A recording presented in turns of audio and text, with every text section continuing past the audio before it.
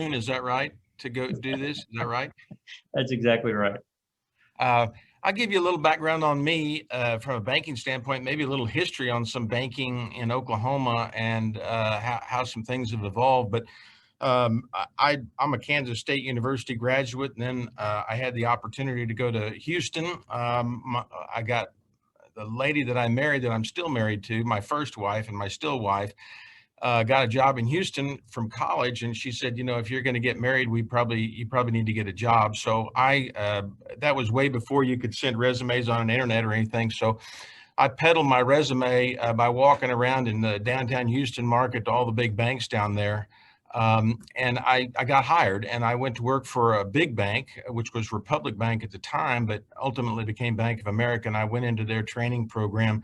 I had started as a teller in college. My uncle was a banker in Wichita, and yeah, I know you don't believe this, but I was a kind of a ne'er-do-well, long-haired kid in college, and my dad wasn't very happy with me, so he took me to lunch with my kind of mean uncle, and my mean uncle kicked me in the ass and said, "Why don't you get your hair cut and get a job and do something with your life?" And he was a banker. He says, "Why don't you go to work for a bank and count money?" And so I did that. I don't know why, but I decided that was a good idea. I got a job as a teller, and I saw all these guys walking around in nice suits and nice offices, and I thought, gee, that sounds like a pretty good job. So that's how I eventually started in banking. But I began in Houston. It was the heyday in Houston, 1977. The oil business was booming. Everything was great. And I went on, and I had a great mentor there, a guy that took me under his wing and really taught me how to be a good commercial banker at the time. And I am still friends with him today.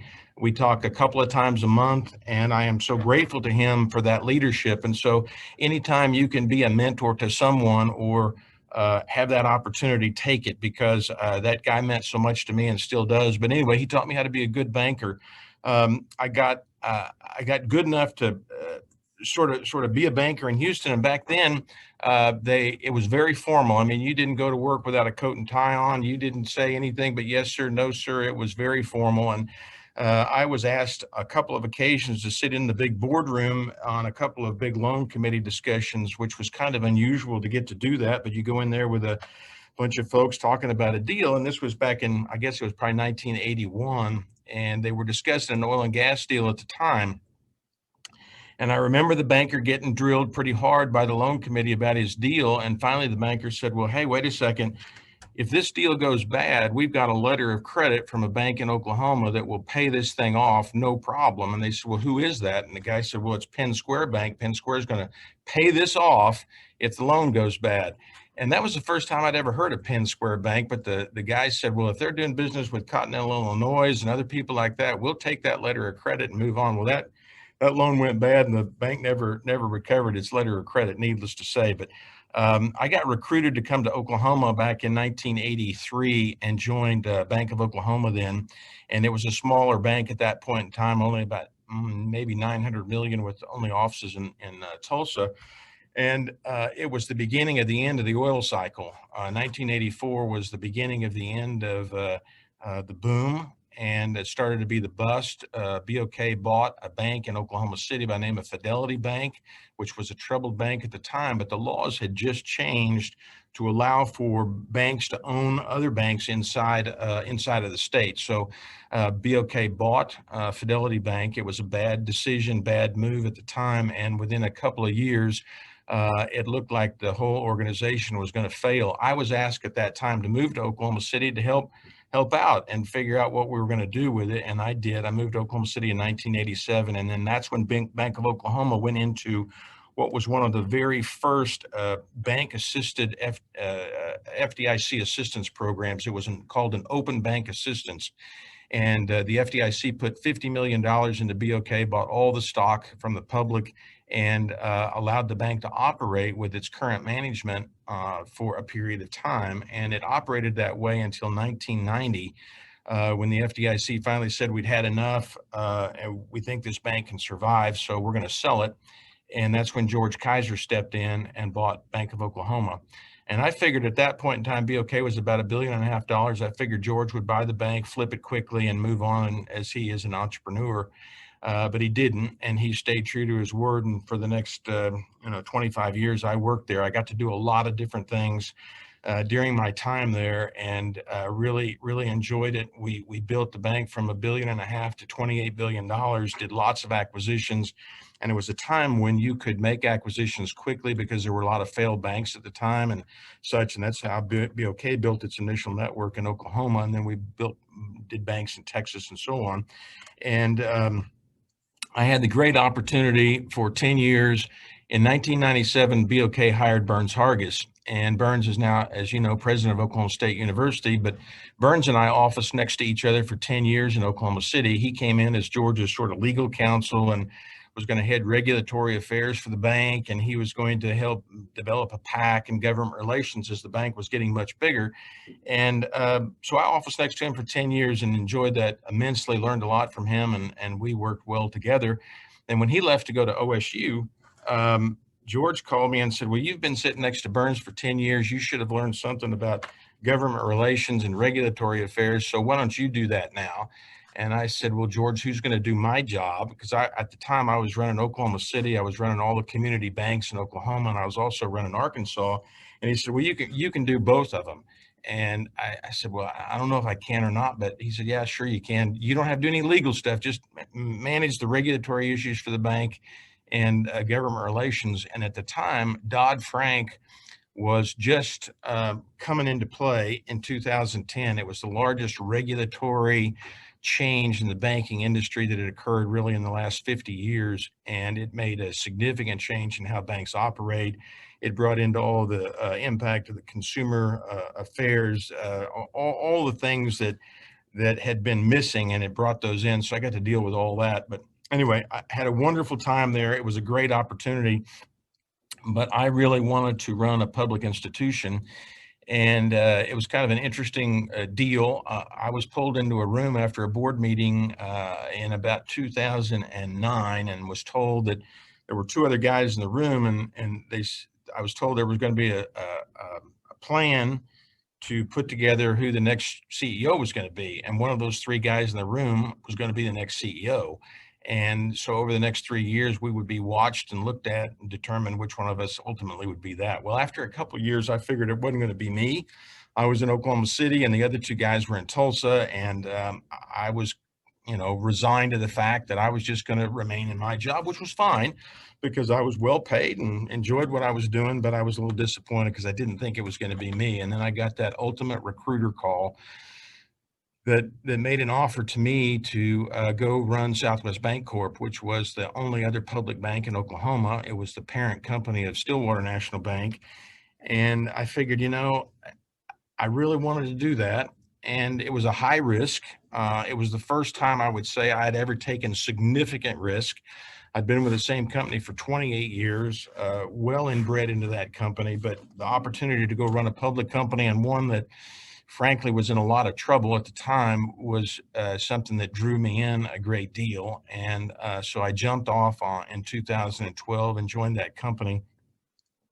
And the first thing I needed to do was rebuild the staff, which we did. And I hired a guy named Joe Shockley, who had been the CFO of BankFirst for about 15 years. He was a public bank CFO expert. And I knew I had to have a guy like that to get hooked to the hip with and run this organization. So he joined me. And I also knew that we were set up, we had about 70%, we were owned by institutional investors and about 30% by general public. And I knew that a number of the institutional investors were not happy with the organization, particularly a couple of them that had bought into the stock and a capital issue at $12 a share, and the stock at the time I took over was at $3 a share. So they said, my board said, you need to go talk to these guys, these institutional investors, and let them know who you are and what you're going to do. So Joe and I got on an airplane and we went to talk to the guy that was the most vocal. He was considered an activist investor, one of these guys that if he got his teeth into you as a company, he would work to change the board, get other investors to come after you, and so on. So we went up to meet with him. And Joe and I went into a conference room And he walked in, he did not say hello, he did not say good afternoon, nothing. He sat down across the seat and he looked at both of us and he said, "You guys are idiots." And I said, "Well, tell me why you think that." And he said, "Well, the two of you guys left really good banks in Oklahoma and you joined this blank bank." And he said, "They sold me on stock at 12 bucks. It's now 3. There's a problem there. And I don't like the situation I'm in and I'm not happy about it." And so we laid out the plan and said, "This is what we're going to do." And he said, "I'll give you 12 months. If there's not a remarkable change in this organization in 12 months, both financially and otherwise, I'm coming after you." So Joe and I left the meeting and we commenced to turn the bank around. And 6 years later, we were able to put together a sale of the bank that sold at $30 a share, made the shareholders really happy. And the gentleman that had been the guy that called us idiots turned out to be my largest shareholder, the biggest advocate for the bank, a good friend, and really helped steer us through the merger part with Simmons, where we had grown a great deal. We needed more capital, and he showed us why it was important to take the bank that we had, which had certain attributes, and merge it with another bank that had different attributes than us. So we merged with a bank that wasn't in our geography, that had a different product set than we had. And so it allowed for a very, very good merger. And I stayed on for 2 years. And I enjoyed the time there, but I will tell you honestly, once you've been CEO of a company and then you're not the CEO of a company, it's a very different situation. So I found after a couple of years that I was ready to go move on and do something different. And I decided that I still liked banking and I want to be involved in that. So I formed a little bank consulting firm, started working on some projects, and then worked with a couple of large institutional investors, putting some funds together that were actually investors in our bank. And that's been a lot of fun, and I really have enjoyed doing that. But then I got the call from a lady by the name of Ann Ackerman, and Ann had been the CEO of the Oklahoma Business Roundtable for 5 years previous. And I'd known Ann because she was involved with Leadership Oklahoma, which I'd been involved in and a number of things. And she called and said, "Hey, I'm getting ready to retire, and your skill set fits really well with the Oklahoma Business Roundtable. And we would like you to consider taking on the role of CEO." And I knew of the roundtable because when I was with Bank of Oklahoma, we were a member of the roundtable. And when I joined Southwest Bancorp and Bank SNB, we joined the roundtable. And so I knew about it, but I didn't understand the real inner workings. I just knew the mission was economic development, helping the state move forward. And I said, I'll look into it and I'll interview with the board. So they were crazy enough to hire me, and I started in September. And the Business Roundtable was started 31 years ago.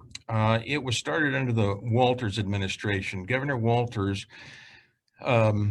and since I've joined the organization, I've interviewed a number of business leaders around the state, finding out about economic development, what their thoughts were on it, how they viewed economic development in the state, and so on. And what I found, interestingly enough, that I didn't know, is that Governor Walters is perceived by most people as the strongest business development focused governor that we've had in recent history, maybe up until our current governor, but certainly viewed very strongly as a guy who went out and really tried to bring business to the state.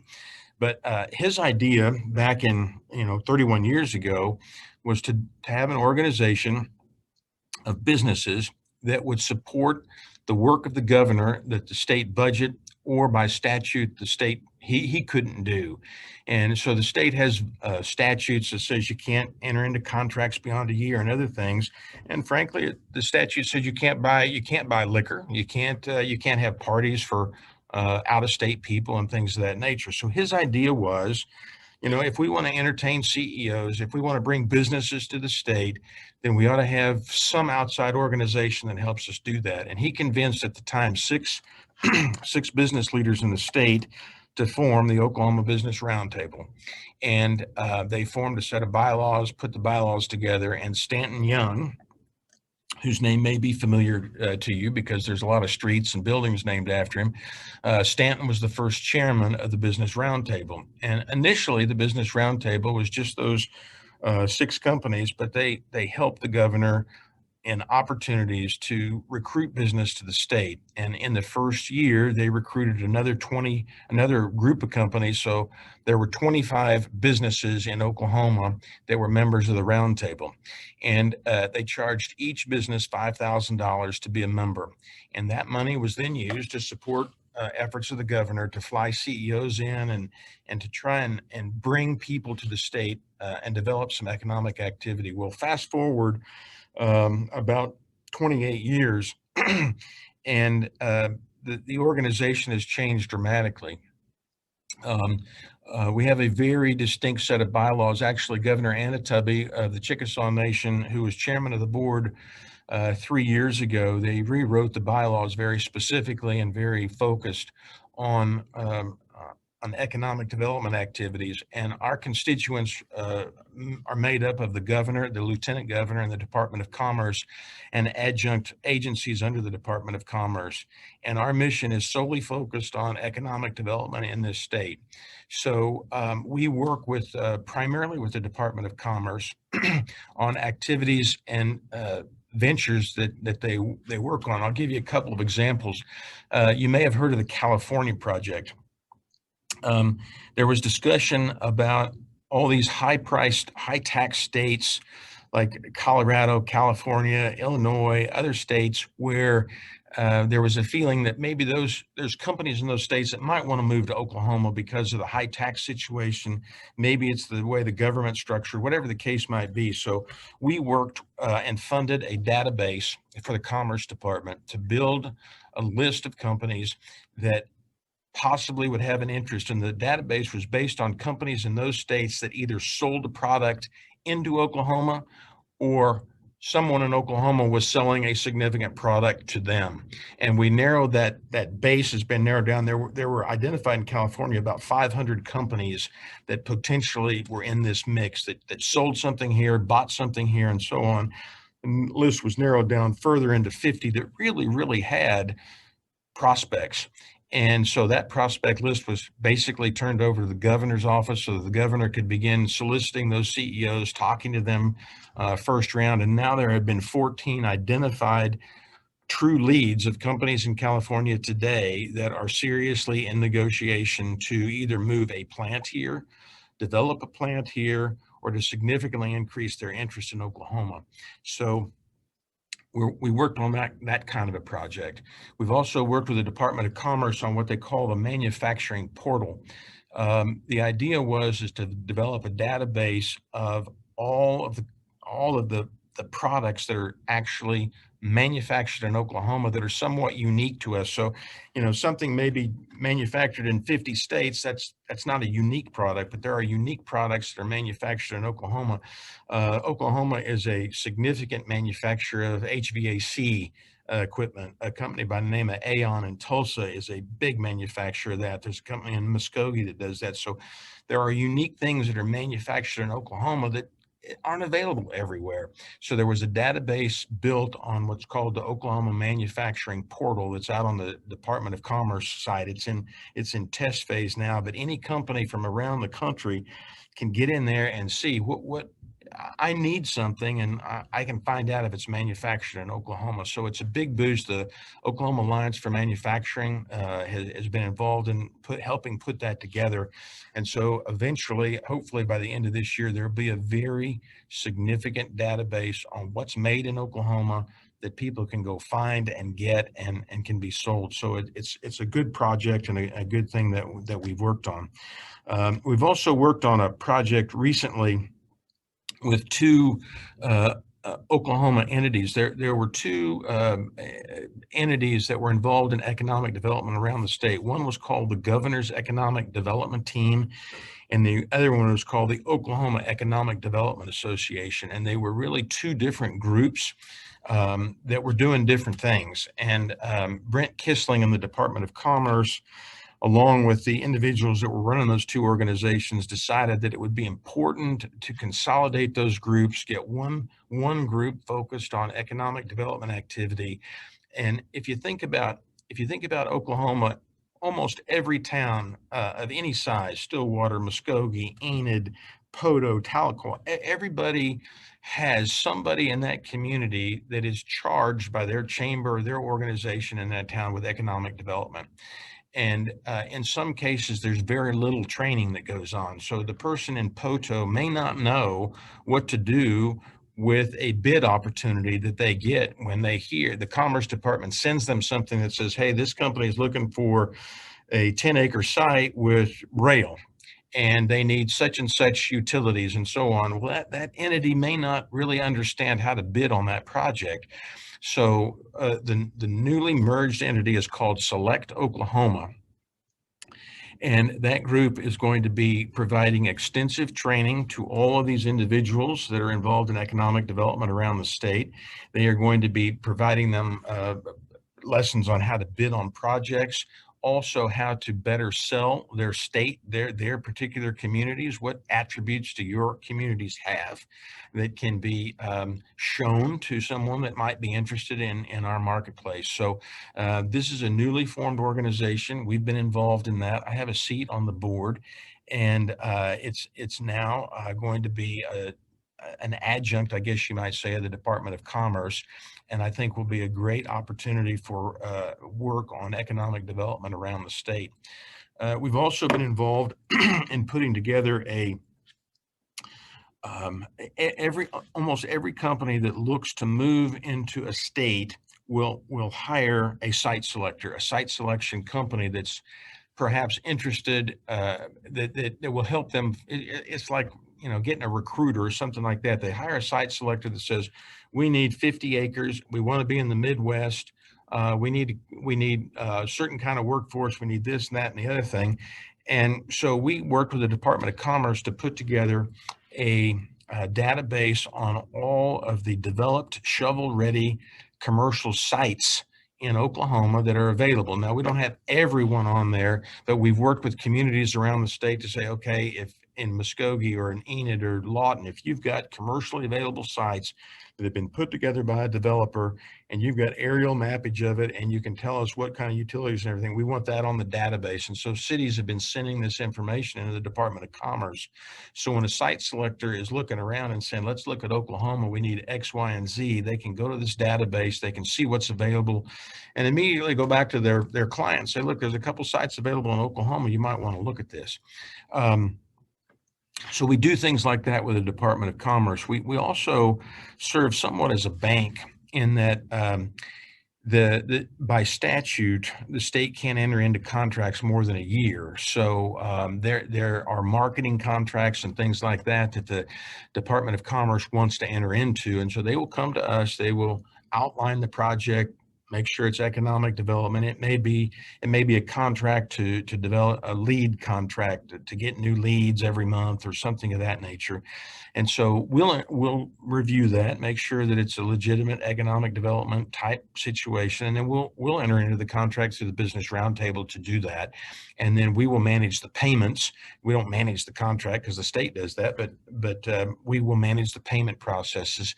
So we'll get the money from the state and pay them. So we manage about 23 different kinds of contracts. Maybe that the state wants to, they haven't recently, but when they go to these large trade shows like the big real estate convention in Las Vegas or some sort of a major trade show, they have to put down a deposit.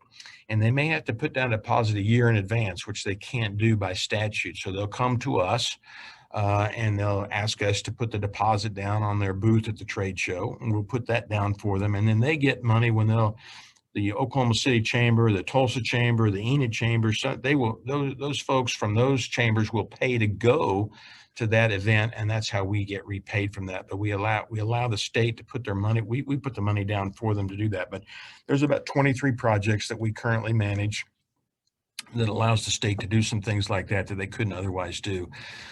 We work very closely with the Lieutenant Governor's office.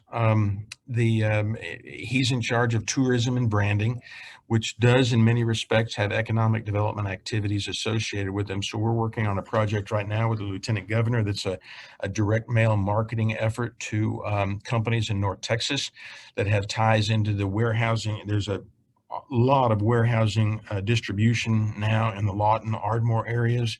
And there's companies in Texas that are using that. And so his idea is to solicit those companies to go ahead and move more here. And we're working with him on a marketing program, a direct marketing program for that. We work a lot with the governor directly. We worked with the governor. You may have known about the Tesla project coming in and that sort of thing. Well, there's really no money in the state budget to do those kinds of things. So what the roundtable supported was we paid for hotel rooms, we paid for flights, we paid for entertainment for Tesla executives in Tulsa. We helped pay for they did this big deal where they did a database on all the engineers that could be hired into Tulsa. We helped with that. So we helped on that project a great deal. And while we didn't get the Tesla project, there are a number of things that are going on now associated with that, where Tulsa has become known as maybe a potential site for a lot of development of electric vehicles and things of that nature. Just last week, and again, I don't know the names of these companies because they're all project oriented. They come to us as, the Elephant Project or this or that, and they come to us and they say we're entertaining executives from Denver that are in the electric car business, and we need you to pay for hotel rooms for us in Tulsa for these folks that are coming in next week, and a dinner. And so the roundtable will do that if they can demonstrate that it is. Now, we get information about the project, but we don't know who the company is. We won't know that until towards the end, and sometimes it slips out, but they can't. They're not supposed to tell us who the project is, and I don't really want to know. So we do a lot of stuff like that with the governor. The governor is trying to do some things right now where he is flying to some markets where they feel like they have a really good opportunity to convince a company to come here. And so we're helping with some of the air flights so that he can go do that. We have, we got out of this situation that the roundtable, one of the benefits of the roundtable for the membership, it's not an organization that you pay your $5,000 and you get a whole bunch of stuff back. It's really Oklahoma companies who believe in economic development and they want to support it, because if they support that, then it will help their business. If we get more jobs here, more companies moving here, then somehow or another, tax revenue and such, it'll help support them. So they're not members because they're getting some big benefit from it, but we do try to provide some things. We have 3 in-person meetings a year. Now, we haven't been able to have those in person, so they haven't been Zoom calls, but they've been television quality production calls where we will have the governor, the lieutenant governor, the secretary of commerce. We've had the director of health on COVID. We'll talk to our membership base basically for an hour and a half and say, here's all the stuff we're working on right now in Oklahoma. And those are the things that we're doing. And when I started, I felt like that wasn't enough, that our members needed a little bit more than that. And so I asked the governor if he would be willing to have small, socially distanced lunches or breakfast with our membership base, and let them talk to him directly about what they see in their business, what's going on in their markets, what legislation they're upset about or want to see happen. And he agreed to do that. So we started back in September, right after I started. We've had one a month, breakfast or lunch, depending on what the scheduling is. And we have 8 to 10 of our members come. And it is a true roundtable where those members, no holds bar. It's an open forum to talk about their business, their interests, and so on. We had a meeting yesterday in Tulsa, a really diverse group of folks. And the governor heard firsthand on some needs that some of these businesses felt they needed in their communities, some things about legislation. We heard from the guy at One Oak about the difficulties with that last ice storm and how much that has cost the state. And now I know the governor's been working with Washington to get federal funds here, but we heard firsthand from One Oak how difficult that was. We heard the governor heard specifically from, we had 2 folks from Grand River Dam Authority there. And I never realized this, but the Grand River Dam Authority has a huge police force policing the lakes that they're involved in and all the areas around the lakes. and they were talking about the difficulties with the McGirt issue. And I don't know how much you're familiar with the McGirt issue, but that's the ruling that took place in eastern Oklahoma that sort of took away some of the opportunities for Oklahoma, the sovereignty of Oklahoma to manage criminal activities there. And there's been news recently about some of the justices on the eastern side of the state saying, hey, we can't prosecute because they're a Native American on Native American soil, so it's not our deal. That's a big deal right now. And the governor talked about that yesterday along with the GRDA folks. So we are trying to get a forum on an ongoing basis with the governor to provide him input on not a daily, but a monthly basis from businesses diverse across the state about what needs to be done and what he should be thinking about. Interestingly enough, I didn't know this. I had Steve Turner, who is the president of Northeastern State University there, and I didn't realize NSU was one of 23 optometric doctor colleges in the country. And he talked about that in great detail and told the governor that he needed some funds for a new building there. They see 50,000 patients in their student program a year. And he said that 80% of all the doctors of optometry in Oklahoma graduated from NSU. I had no idea. Okay. I had no idea about that. So it was really interesting. And I think it was interesting for the governor to hear that, and also the need that they have for a new building over there. They'd raised already $18 million from their sponsor base, the physicians around the state and everything, for a new building. And they need $15 million more, and they were lobbying the legislator for it. But anyway, so we work with the governor on stuff like that. That's kind of a broad basis.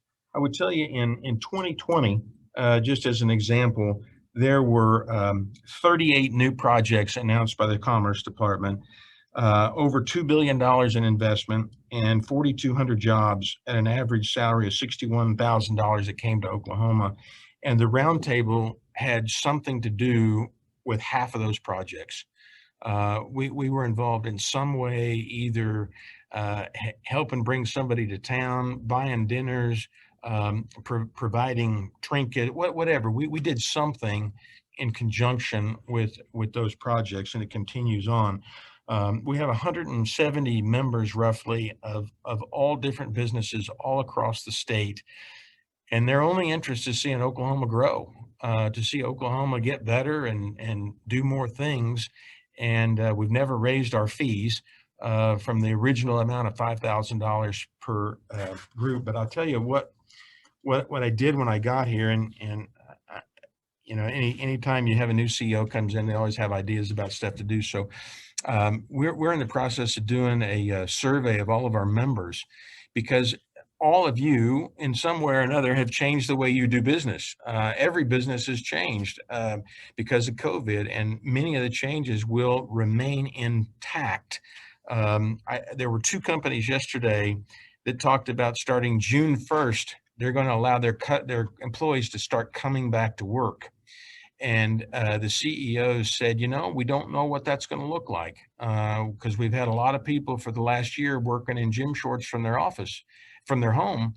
And I don't know how that's going to work when they are all asked to come back. And so changes that we've seen take place will probably continue in some manner. So we talked to our board and said, maybe we ought to think about what we should be doing different, what the roundtable should be looking at differently. And we had, I did an hour-and-a-half session with each one of our 12 board members, and then we've done a large member survey that has just gone out. And what I've heard a lot about from many people is that while we're doing a lot of stuff in Oklahoma, there doesn't seem to be a real plan. There doesn't seem to be a cohesive, consistent plan that runs from one governor to the next governor. Mary Fallon had a different idea about economic development in the state than what Governor Stitt has. So what happens, and I'm not speaking negatively about either one, I'm just saying the consequences. She had a plan. When she left, a brand new head of the Commerce Department came in with a new set of ideas and a new way to do things. And now we have our second Secretary of Commerce coming in after 2 years. And while it shows a new set of eyes on it is, there's not a consistent long-term Oklahoma. This is our Oklahoma economic development plan that we're going to consistently manage and operate in. And so one of the things that I'm thinking through with the roundtable is how maybe I can't do that, but I can maybe convene partners that can do that. Our membership base is very similar to that of the state chamber. It's a statewide membership base. And I'm working real closely with Chad Warmington over at the state chamber to talk about how maybe, and they do something completely different than us. We are not, our group is nonpartisan. We are quote, non-political. We don't get involved in political advocacy at all. We don't do that. The chamber's opposite of that. The chamber is totally political. It's totally an advocacy for business related legislation and that sort of thing. But there are some things that we can potentially partner on together and work on together because we have a common membership base. And one of those may be convening a broader based plan for economic development in the state. So that's something we're working on. I'm anxious to see how this turns out. And what our membership base says. So I've rambled on here for about 45 minutes. Let's see, what else do you want to know? Well, Mark, first of all, great stuff. You bring just so much experience, history, and all this to the table. Guys, if you have questions, raise your hand. We'll get you on. I want to go way back. I have questions on what you do in the roundtable, but I think as business owners, as people that work in business, you got this years of experience in banking. And I'm just curious, from your seat as a bank executive, where you dealt with business owners from a relationship standpoint and see things from the banking eyes versus the business eyes. And there's similarities, I get it. Is there anything, as you look back over your career as a banker, that sticks out as a common theme of issue with business owners that, if you got an audience of business owners, if you were to give them maybe a tad of advice based on that experience, does anything kind of come out in your mind?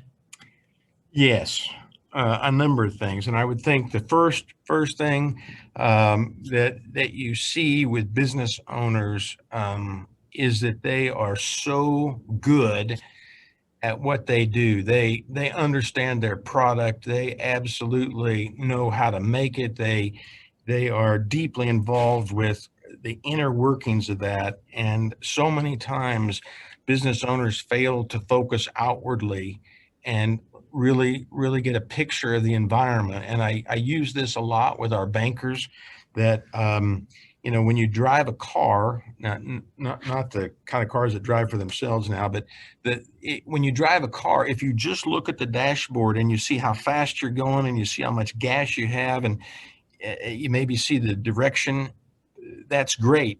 You know that. But if you don't look up and see what's going on the outside, you never know exactly where you're going. And I saw so many business owners over the years that were tremendously good at what they did. They developed a project, they developed a product, they knew how it worked, they knew how to make it, but at the end of the day, they missed the environment and they weren't as successful as probably they could have been.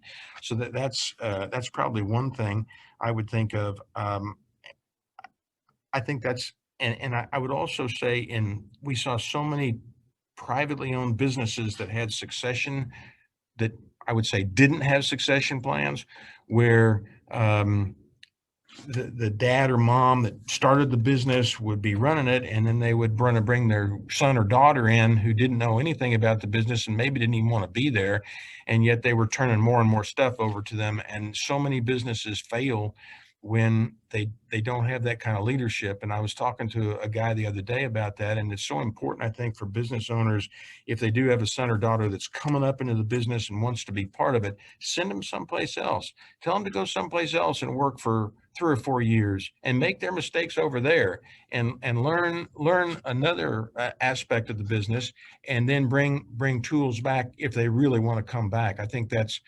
critically important. But the other part of it is I would say that I see a lot of business owners that want to do everything. They aren't willing to release their quote ownership of the business to the team and allow them to really have people smarter than them around them to push the product, to push the development and that sort of thing. And I think sometimes business owners get caught up with, I know more than you do. I know most of everything, so no one can really help me.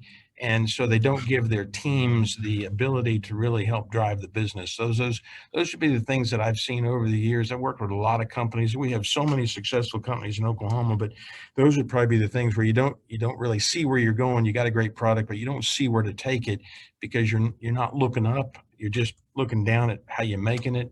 You don't bring the right people around you, and you don't plan for succession in your business. Great points. Thank you, Mark. Anybody, before we get back into the roundtable, any questions, or just open it up? Anybody have a question for Mark? Looks like Jim dropped one in the chat. Jim dropped one. Jim, do you want me to ask, or you want to go ahead and ask Mark yourself? I can ask. All right. Mark, thank you. We've enjoyed this more than we can put into words in a short period of time, but I'm a retired car dealer. I'm very interested in electric cars, and I'm curious what you're seeing. Here we are, an oil company, a substantial oil company presence in our state economy, and how is that going to be, is that a conflict potentially with electric vehicles?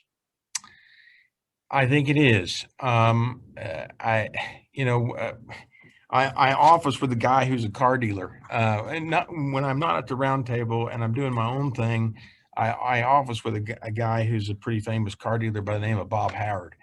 And Bob and I have had a lot of conversations about electric vehicles, and he sees it coming. He knows that road is coming. I know that a number of the large manufacturers have already announced that they are moving, at a certain time, whether it's 2028 or 2030 or whenever, to non-combustible engines. The issue that I think we're not talking about is the fact that I don't think people realize where the electricity comes from that starts the electric car. And the idea that you're just going to go plug your car in your house and we're going to get rid of the fossil fuels is a misnomer. And I think we're still going to have some way to create electricity in order to power cars. And I think you are seeing the oil companies understand that, it may not be just gasoline that they're making. They're going to have to make fuel to drive more electricity and that sort of thing. But I think it is a dilemma for energy companies to try and convert from the mentality of everything gets refined into gasoline to figuring out how to use it to better create electricity, because I do think we're probably moving in that direction. But I think the idea that all of a sudden we're just going to cut off and everybody's going to have an electric vehicle and we don't need fossil fuels anymore, I think that's a misjudgment, and it's not probably where we're going to end up. So Bob mentioned to me the other day that they got their first electric Mercedes in to sell.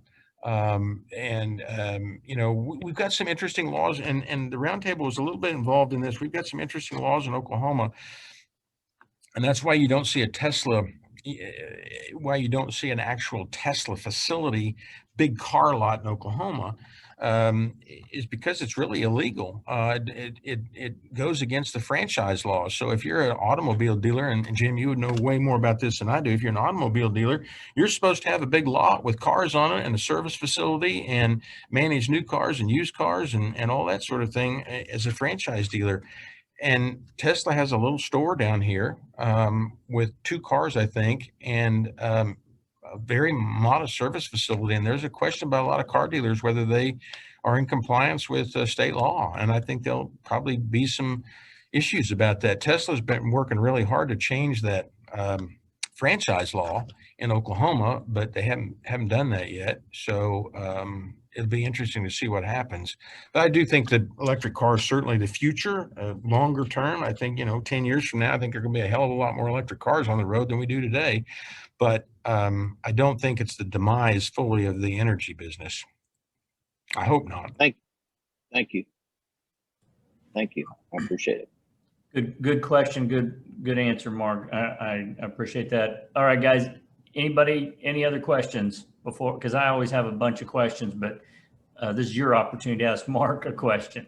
Yeah, I got one, Rick. I was listening to Mark, and I tried to come up with a question. So, Mark, I wrote it down, so I'm just going to read it to you. OBRT focuses on leveraging some key facets of Oklahoma to attract outside businesses into Oklahoma. That's the kind of gist I got of what the OBRT does. Mm-hmm. From what you described, the OBRT does do some work in identifying what those facets are. For example, unique products. One of the main reasons that we moved to Oklahoma was the costs, and there's a lot of dimensions to that, cost of living, taxes, et cetera. Does the OBRT do anything to help manage the continuing attractiveness of the state from that point of view? To some extent, Jeff, yes, we do. There was recently a package of legislation put together to consolidate all state incentives. There are many laws dealing with incentives, whether it's a tax incentive or a tax credit, or it's for this industry or that industry, and it was a mess. And so there was some work done, and the roundtable participated a little bit in trying to identify what all those incentives were and how they should be better aligned and better utilized. And there's some legislation going through right now that I think will help refine and define that a little bit better. As far as directly involvement in tax structure and things of that nature, I would say no. We're not really an advocate from a legislative standpoint, but what we are is we do get calls from members saying, hey, can you tell me what you know about House Bill so-and-so? Can you put me in charge or in touch with the legislator that is involved in that? And we can make those phone calls. We can get a hold of those legislators and say, hey, we've got a member who's really interested. In fact, this isn't so much about cost. It was more about when we were doing the COVID vaccines, we had a whole bunch of manufacturing companies were complaining because their line employees were not considered essential workers. And you can't run a hamburger making manufacturing plant if you can't have an essential worker there. And so we worked with the Department of Health to raise the awareness that you need to change this and get frontline manufacturing workers get in line for the vaccines. And so we did that, and they did change that quickly in the process. We look for opportunities where we can be an advocate, but we're not an advocacy organization from that standpoint. But we do try to identify areas. There's a new tax bill going through that's supposed to reduce corporate income taxes. I'm not a huge fan of that because I'm not sure that it will make that difference.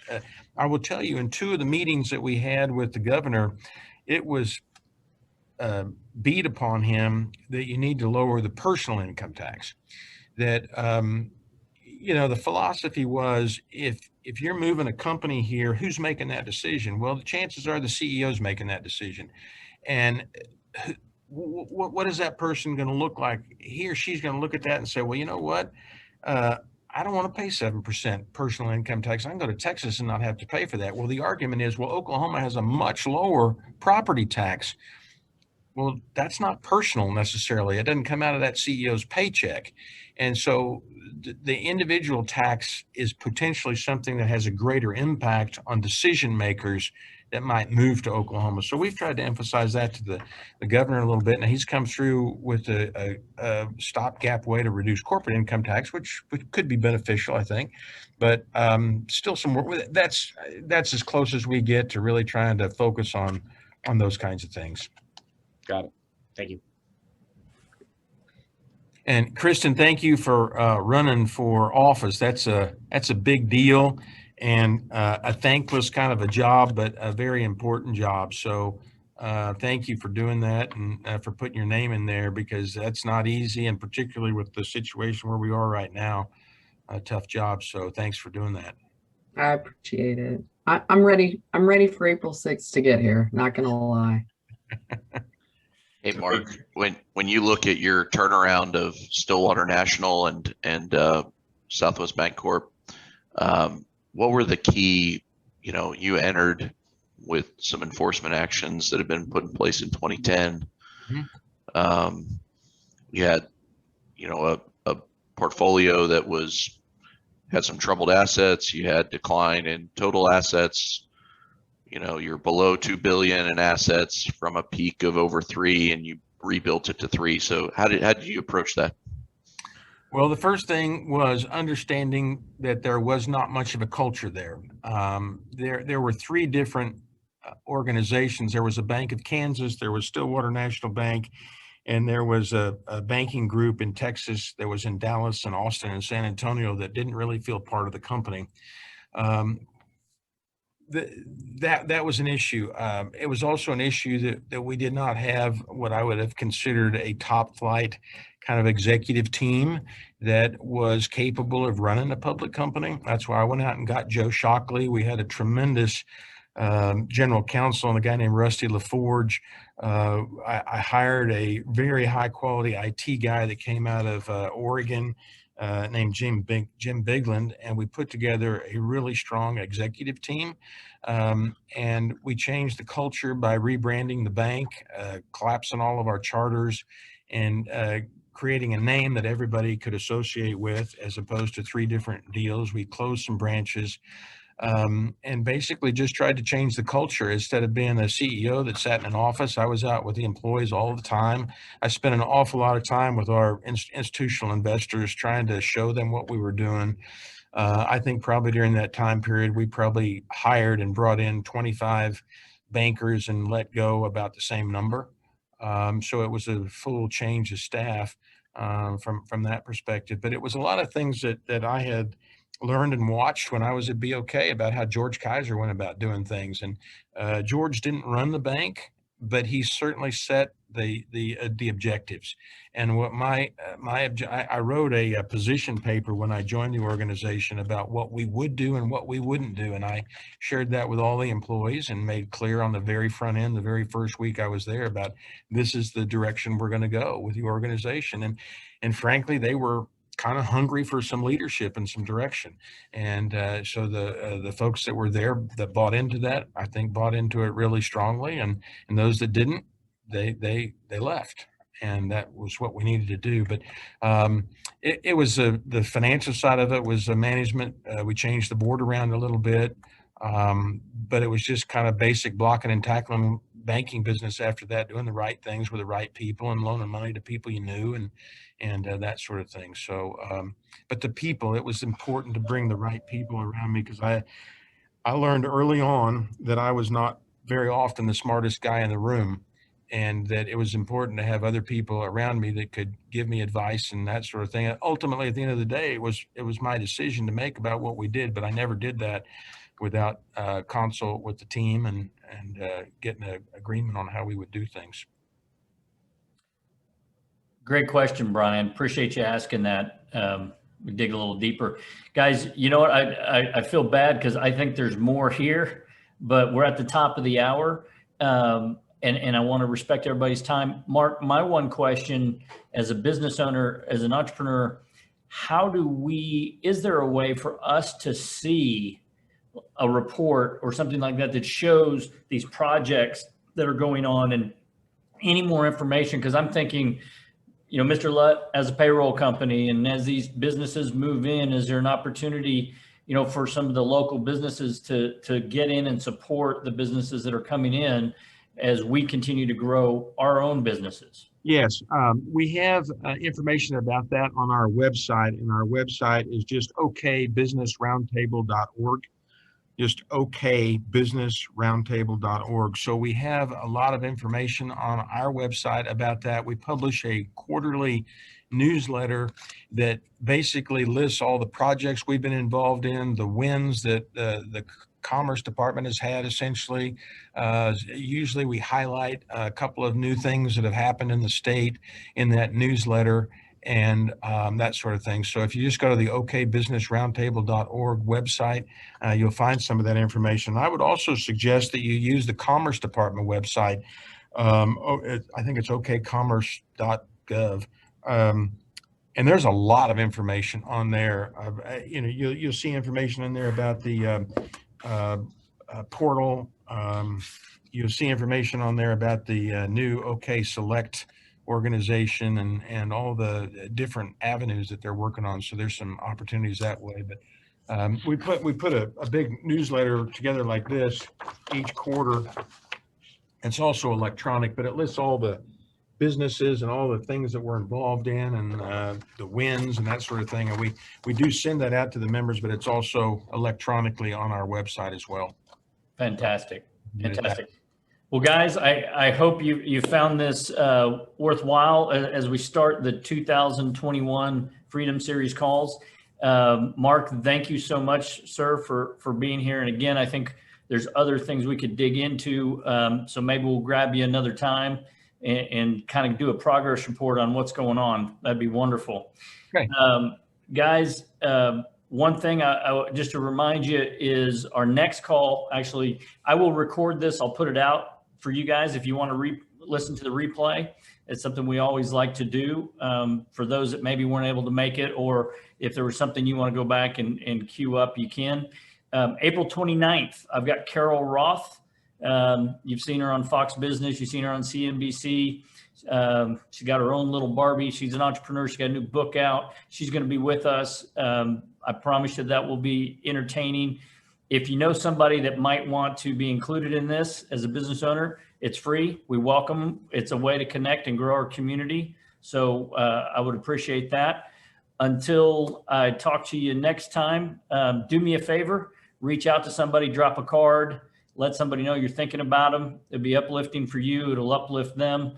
And I think we all need that as we continue to go. So again, thank you for your time. Have a great rest of the week and reach out if there's anything I can do for you. Thank you. Thanks, Rick. Thanks, everybody. Bye.